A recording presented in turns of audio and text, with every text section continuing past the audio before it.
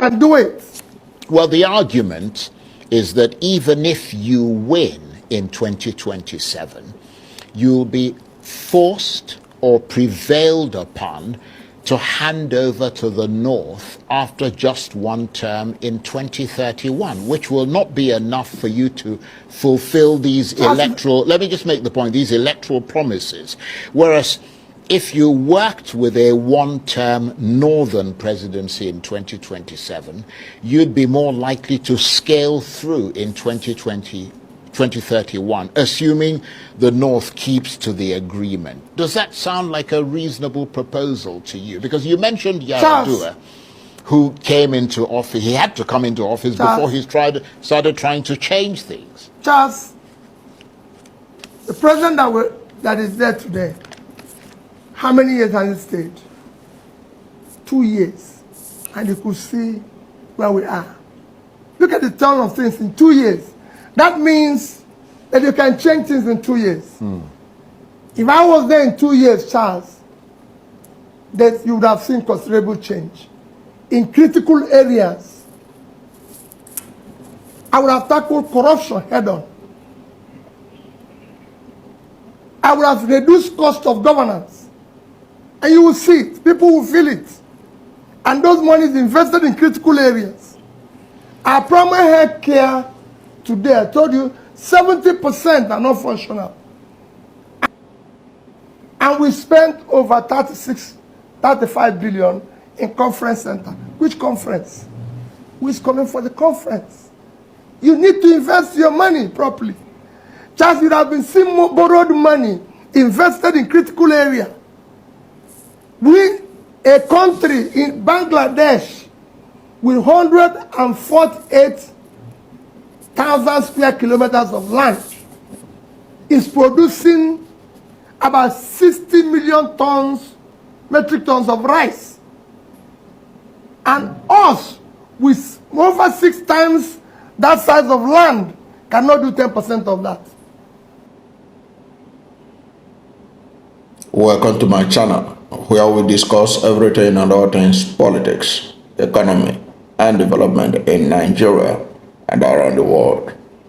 That was the presidential candidate of the Labour Party in the 2023 presidential election, Peter Obi, being asked to choose between becoming a one-term president in 2027 or be a vice president in 2027 so that he could become a two-term president in 2031. That was the question. It was a question of entrapment by Charles Aniagolo, the anchor of the prime time program in the Arise TV.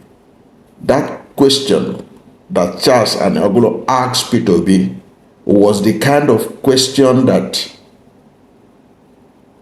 the Atiku Abubakar camp are posing to Peter Obi, whether they have had the courage to tell him like that, but that is what they are thinking. That is what they are hoping that the coalition will result. That is the proposal they are making to Peter Obi. That is the proposal that they have now put in the mouth of Charles Aniagolo to ask Peter Obi. I can tell you that for free. That is the question that is agitating the mind of Alhaji Atiku Abubakar, who cannot imagine himself not contesting in 2027 with age not on his side. That is the proposal they are making to Peter Obi. And I like the way that Peter Obi answered the question. He answered it masterfully. And we are going to get to the way he answered it, but also looking at the question again. We need to refresh our mind to what Charles Aniagolo asked him. Charles Aniagolo told him, he said that the argument is that even if you win in 2027, you will be forced or prevail upon to hand over to the North after just one term in 2031, which will not be enough for you to fulfill these electoral promises. Whereas, if you worked with a one-term Northern president in 2027, you will be more likely to scale through in 2031, assuming the North keeps to the agreement. He said, does that sound like a reasonable proposal? You can see it was a proposal. It was a proposal. Whether it was the Atiku camp that put that proposal in the mouth of Aniagolo or he put it by himself, but it was all in tune with what the coalition that Atiku Abubakar want to build, the coalition that El Rufai and all the rest want to build. It is Peter Obi is, what do we do with Peter Obi? How do we approach him? How do we convince him, telling him that it is a bad idea to be a one-term president, and far more important to be a two-term president, and that it is better for him to be vice president in 2027 so that he can be able to do more when he becomes president in 2031 and serve for 2 terms. That was the proposal. And that was the proposal that Atiku Abubakar and co are wishing and thinking that Peter Obi will accept. That of serving as vice president in 2027, but then by 2031 will be the candidate. I like the way Aniagolo put it. He said, if the North keep to their promise. But Peter Obi's answer was classical Peter Obi. It was classical Peter Obi. Peter Obi went on to let him know that it is not a matter of the length of time. Peter Obi went on to tell Aniagolo and the rest of the country that it is not a matter of the time, whether it is 1 term or 2 term. It is a question of having knowledge of what to do and doing it. And he took a swipe on Bola Ahmed Tinubu's abysmal 2 years. He said, I would have done better. I would have done better. I would have done better in several areas. I would have invested in the productive sector. Even if I float the currency, I will invest in the productive sector so that we can benefit from the flotation of the naira. I would have invested in the critical sectors that will move the economy forward. I would not have invested 31 billion or so on conference center in Abuja. Peter Obi will not have invested 21 billion to build a presidential accommodation for the vice president, who don't seem eager to even move into the new accommodation. He would have invested in critical sectors like education, health, productivity. He talked about increasing productivity in the agricultural sector, that we're not producing enough. So he talked about the fact that it's not a question of whether he will do 1 term as president if he wins in 2027, and then if he is to be patient and wait until 2031, he will be able to do 8 years. It was not about that as far as Peter Obi is concerned. It was about taking the moment available to you. If you give me the presidency, I will achieve better result in 2 years than what Bola Ahmed Tinubu had done. And if I can do that in 2 years, the remaining 2 years I can achieve unimaginable successes for Nigeria. That was a classic Peter Obi saying it the way he would do it. Now, that brings me to the question of power rotation between North and South. Now, like Aniagulu noted, power is supposed to stay in the South for 4 more years from 2027. Already, President Muhammad Buhari, a Northerner, was president between 2015 and 2023. That was 8 years. And of course, common sense dictates that in a country like Nigeria, where democracy is still evolving, that power does not stay in one section of the country. And in this channel, I have already advocated. We have already advocated that, in fact, if the people who are doing constitutional review in National Assembly are sincere, rotation of the presidency of Nigeria should be enshrined in the Constitution. And the power should be rotated between the 6 geopolitical zones with 6 vice presidents, so that when a presidency is zoned to a particular region, even if that president dies, like what happened under Yaradua, the power will not leave the zone. The vice president from that zone will continue. That was the classic proposal that was made by former late Vice President Dr. Alex Ekwueme, which was his minority report proposal during the Constitutional Conference. Abacha took his 6 geopolitical zone, but they didn't take the issue of rotational presidency. So, that is a given, that there is a need to rotate power.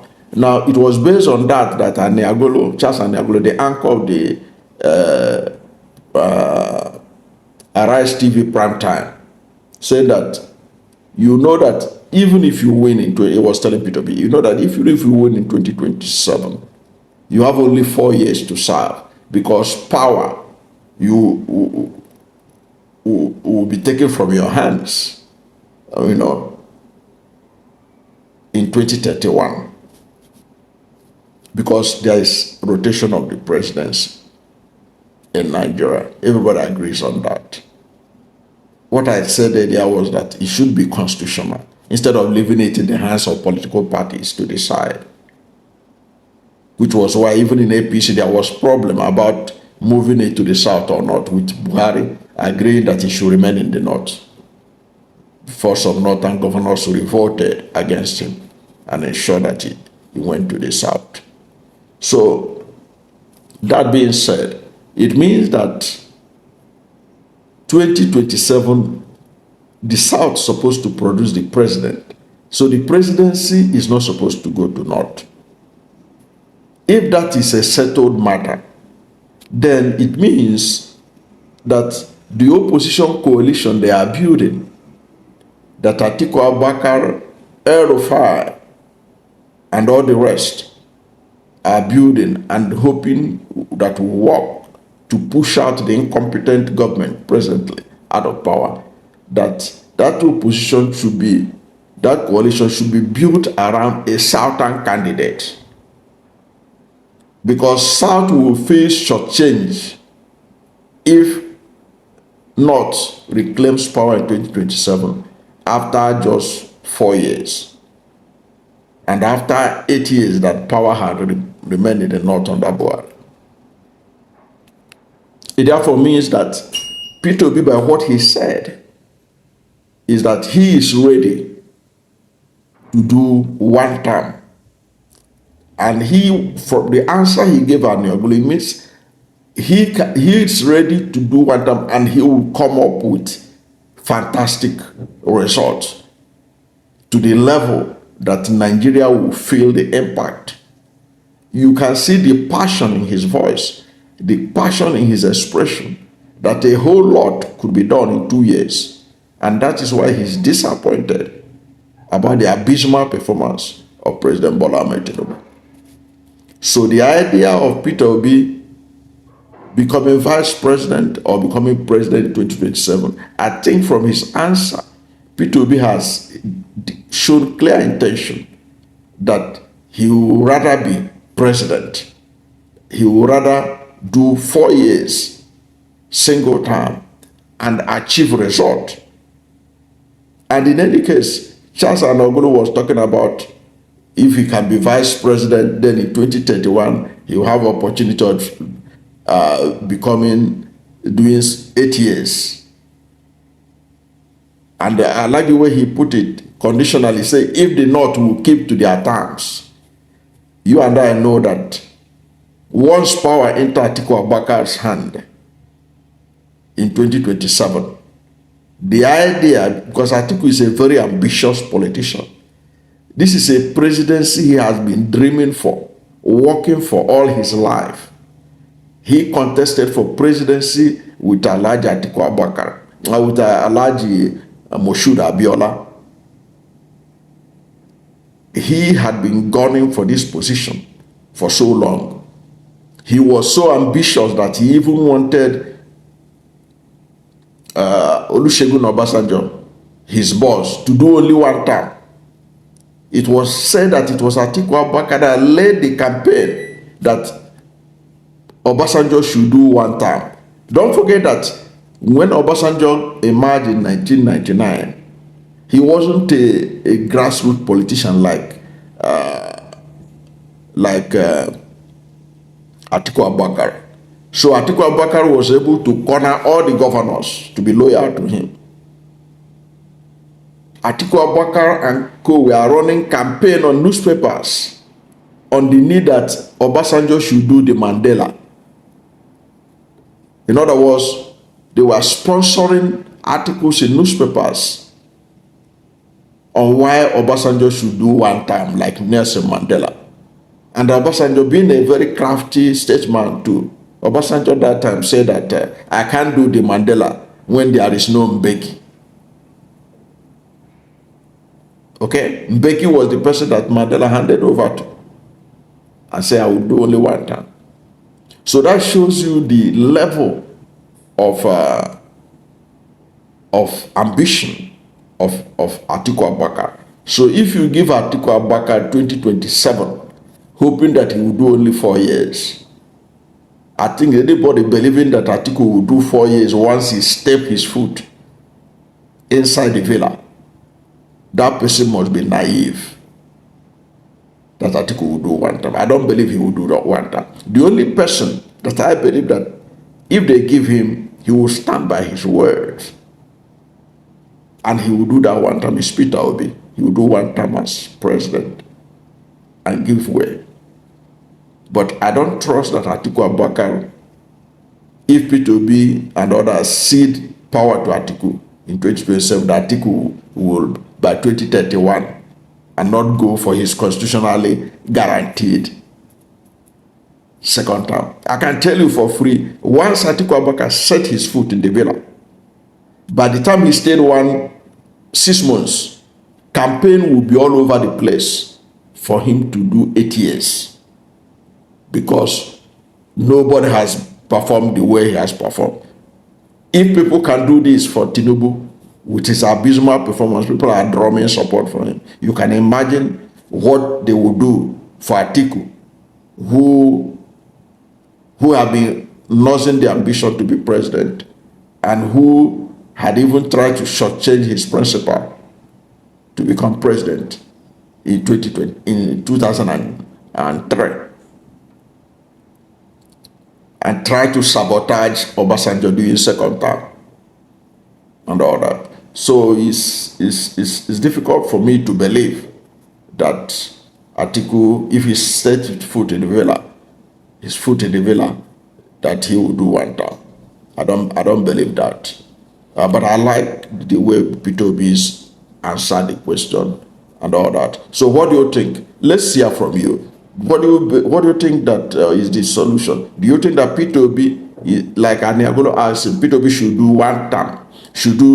It's better for him to do vice president in 2027 so that he can be able to have opportunity of serving 2 terms as president in 2031. Do you believe that? Do you think that's workable? Whatever is your position, is it you want Peter Obi to do only 1 term as under the rotational agreement between North and South? Or do you want him to be vice president in 2027 so that this government can be chased out, and then by 2031 he will be in a position to be vice president? And do you think that Atiku Abubakar or any of the Northern candidates who are drumming up for presidency, do you think they can be trusted to do only 1 term? Because this 1-term agreement that people are talking about is basically because of Atiku Abubakar. His age, people are looking at it and say, okay, this is his last chance. Let's give him a chance because he's getting old and all that. But what is your position? Should Peter Obi go for 1-term president and achieve a lot as he's promising to do? Or do you think it's better for him to be vice president in 2027 so that he can be president for 8 years in 2031 and then be able to achieve more? Whichever is your position, let's hear from you at the comment section. Thank you for watching this video. And if you are new to my channel, you have not yet subscribed to my channel, please subscribe to my channel. Hit the subscription button, hit the notification bell. When you subscribe to my channel and hit the notification bell, anytime I have a new video, you'll be among the first to know. God bless you. And please don't forget to like this video, because when you like it, Google will rank it high and recommend it for more people. Thank you, and God bless you and yours.